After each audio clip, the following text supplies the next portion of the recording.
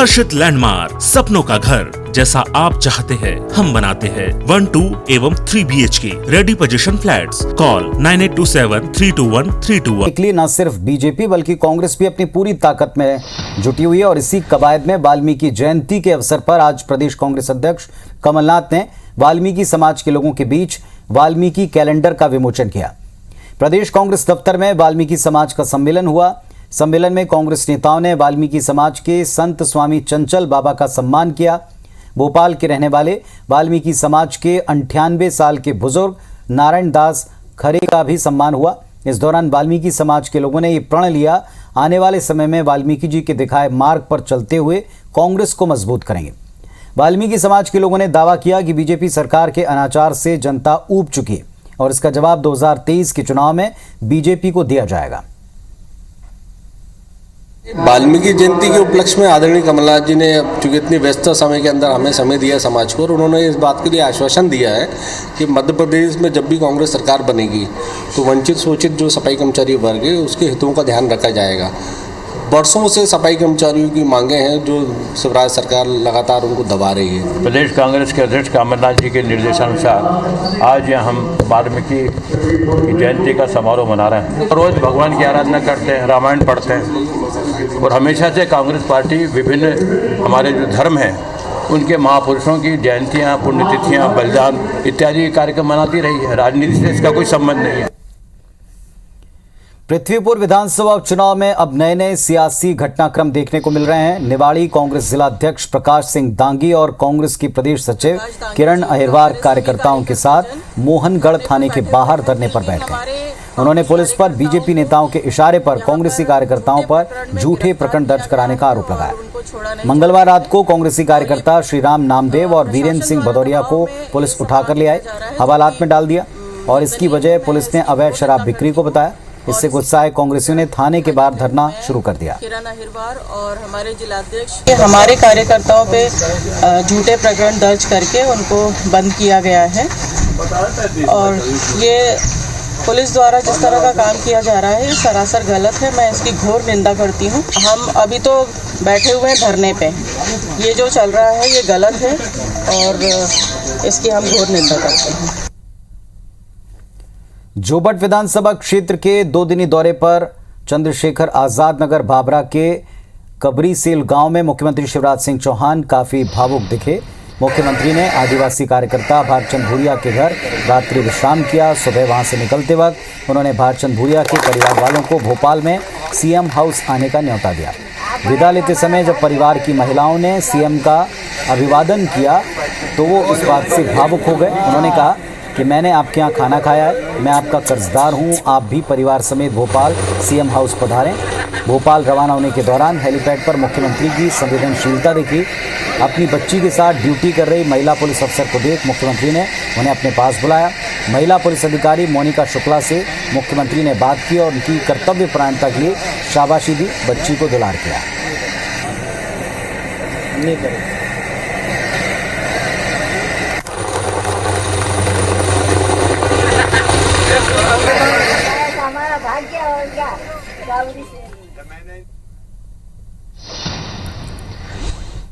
मध्य प्रदेश में त्रिस्तरीय पंचायती राज संस्थाओं के चुनाव दीपावली के बाद नवंबर के अंतिम सप्ताह में हो सकते हैं।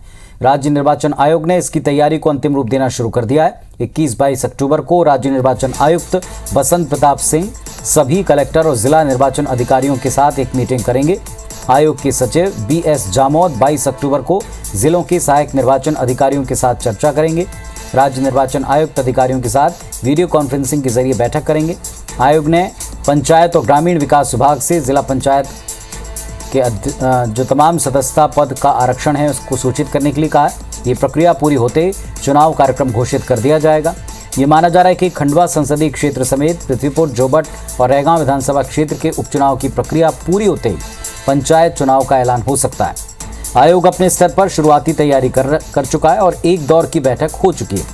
अब इसे अंतिम रूप देकर तारीखें घोषित हो जाएंगी।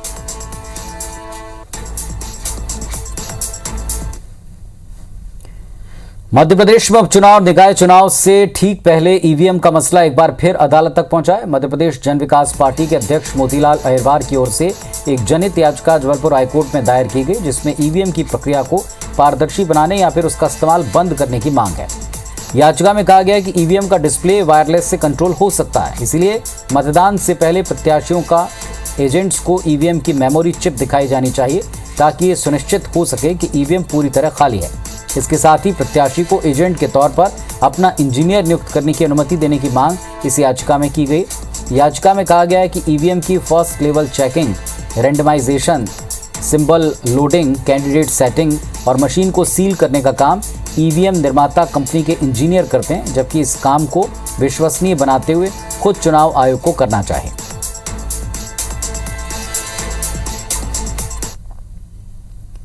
मध्य प्रदेश में उपचुनाव में बीजेपी और कांग्रेस दोनों दलों ने प्रचार में अपनी पूरी ताकत लगा दी। दोनों दलों के दिग्गज ताबड़तोड़ प्रचार में जुटे हैं। कांग्रेस की तरफ से एक नाम ऐसा जिसका चुनाव में नहीं होना चर्चा का विषय बना है और वो दिग्विजय सिंह है। दिग्विजय सिंह फिलहाल उपचुनाव के प्रचार से दूर हैं। वो अब तक किसी भी सीट पर प्रचार करने पहुंचे नहीं हैं, जबकि पार्टी राजस्थान के कांग्रेस नेता सचिन पायलट को प्रचार के लिए बुला रही। कांग्रेस नेताओं का इस पर कहना है कि दिग्विजय सिंह चुनाव में प्रत्यक्ष तौर पर नहीं रहते हुए भी कांग्रेस के लिए काम कर रहे हैं। वो कांग्रेस के बड़े नेता हैं, जब उनकी आवश्यकता होगी पार्टी उनको काम सौंप देगी। इधर कांग्रेस की तरफ से सचिन पायलट के दौरे को लेकर बीजेपी प्रदेश अध्यक्ष वीडी शर्मा ने कहा कि सचिन पायलट का मोस्ट वेलकम। अब उनके मन की पीड़ा भी सबके सामने आनी चाहिए।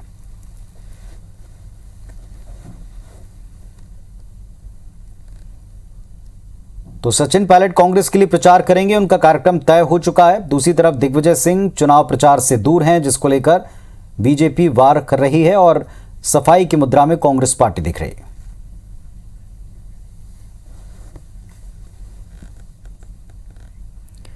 नवीन सिंह हमारे साथ में जुड़े हैं, हमारे सहयोगी। नवीन, लगातार फिर वही प्रश्न है, दिग्विजय सिंह कहां हैं, प्रचार से दूर क्यों हैं? सचिन पायलट के आने पर भी बीजेपी ने रिएक्शन दिया है और प्रचार का पूरा दौर किस तरह देख रहे हैं आप? देखिए पुनीत, मध्य प्रदेश में 30 तारीख को वोटिंग होनी है 3 विधानसभा सीटों के लिए और एक खंडवा लोकसभा सीट के लिए वोटिंग होनी है 30 तारीख को। दोनों ही पार्टियों ने पूरा जोर लगा दिया है। कांग्रेस बीजेपी के तमाम दिग्गज ज़मीन पर उतर चुके हैं। खुद दोनों ही पार्टियों से पार्टी के मुखियाओं ने मोर्चा संभाल रखा है। बीजेपी की तरफ से वीडी शर्मा और मुख्यमंत्री शिवराज सिंह चौहान ने ज़मीन आसमान एक कर दिया है। तो दूसरी तरफ कमलनाथ लगातार चुनावी क्षेत्र में दौरों पर हैं और कमलनाथ का फोकस है कि बड़ी सभाओं के बजाय छोटी छोटी बैठकें की जाए, बूथ सेक्टर मंडल पदाधिकारियों के साथ बैठकें की जाए। लेकिन इस बीच में बड़ा सवाल यही है, कांग्रेस के बड़े एक ऐसे चेहरे हैं जो हमेशा सियासत उनके इर्द गिर्द घूमती है। दिग्विजय सिंह मध्य प्रदेश के पूर्व मुख्यमंत्री हैं, राज्यसभा सांसद हैं और दिग्विजय सिंह की दूरी इन उपचुनावों से है। तो ये विपक्ष के लिए भी विपक्ष भी हजम नहीं कर पा रहा है इसको और सत्ता पक्ष के माफ़ कीजिएगा कांग्रेस पार्टी के तमाम जो बड़े नेता हैं वो भी इस बात को पचा नहीं पा रहे हैं कि आखिर दिग्विजय सिंह ने दूरी क्यों बना रखी। लेकिन जो खबर मिल रही है, दिग्विजय सिंह लगातार प्रत्यक्ष तौर पर न रहते हुए भी अप्रत्यक्ष तरीके से वो पार्टी के लिए काम कर रहे हैं। कोऑर्डिनेशन की एक बड़ी जिम्मेदारी फिलहाल उन्होंने संभाल रखी है। 2018 के विधानसभा चुनाव में भी कुछ ऐसा ही हुआ। दिग्विजय सिंह खुले तौर पर मंचों से सभाएं नहीं करते थे, बल्कि पंगत में संगत करते थे, कांग्रेस कार्यकर्ताओं से मिलते थे, पब्लिक से दूरी उन्होंने बना रखी थी। लेकिन संगठन के लिहाज से पार्टी को कसना और पार्टी के भीतर जो गुटबाजी और जो विरोधाभास और भीतर घाती थे उनको शांत कराना, उनको एक मंच पर, उनको एक फ्रंट पर लाना, ये दिग्विजय सिंह ने एक बड़ा कमाल 2018 के विधानसभा चुनाव में किया था।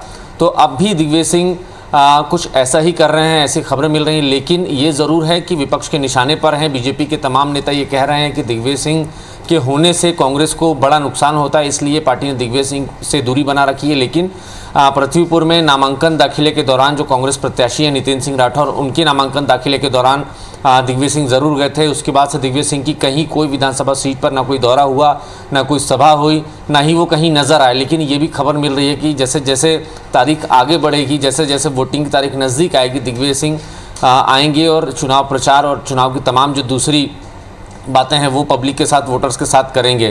कांग्रेस नेता ये भी कह रहे हैं कि दिग्विजय सिंह बड़े लीडर हैं और उनकी जब जैसी ज़रूरत पड़ेगी पार्टी उनको उस तरीके से काम देगी, उस तरीके से इस्तेमाल करेगी। लेकिन फिलहाल दिग्विजय सिंह के पास और भी कई सारी बड़ी जिम्मेदारियां हैं। दिग्विजय सिंह राष्ट्रीय स्तर पर कांग्रेस पार्टी के तमाम जो प्रोटेस्ट होने हैं, जो धरना प्रदर्शन होते हैं और मोदी सरकार के खिलाफ जो भी बड़े एजेंडे कांग्रेस पार्टी को उठाने हैं, उसकी कोऑर्डिनेशन कमेटी के चेयरमैन हैं दिग्विजय सिंह। तो उनके पास कई और बड़ी जिम्मेदारियां जिसे दिल्ली में दिग्विजय सिंह निभा भी रहे हैं। और ये भी खबर मिली कि जल्द दिग्विजय सिंह मध्य प्रदेश में नजर आएंगे। उत्तर जो 3 विधानसभा सीटों पर और खंडवा लोकसभा सीट पर उपचुनाव होने हैं, उसमें दिग्विजय सिंह चुनाव प्रचार करते हुए अपने कार्यकर्ताओं को संगठित करते हुए नजर आएंगे। चलिए, बहुत शुक्रिया नवीन आपका इस पूरे अपडेट के लिए। तो दिग्विजय सिंह पीछे से परोक्ष रूप से लगातार कांग्रेस के लिए कोऑर्डिनेशन का काम अभी भी कर रहे हैं, हालांकि विपक्ष ने इस पर सवाल उठाए।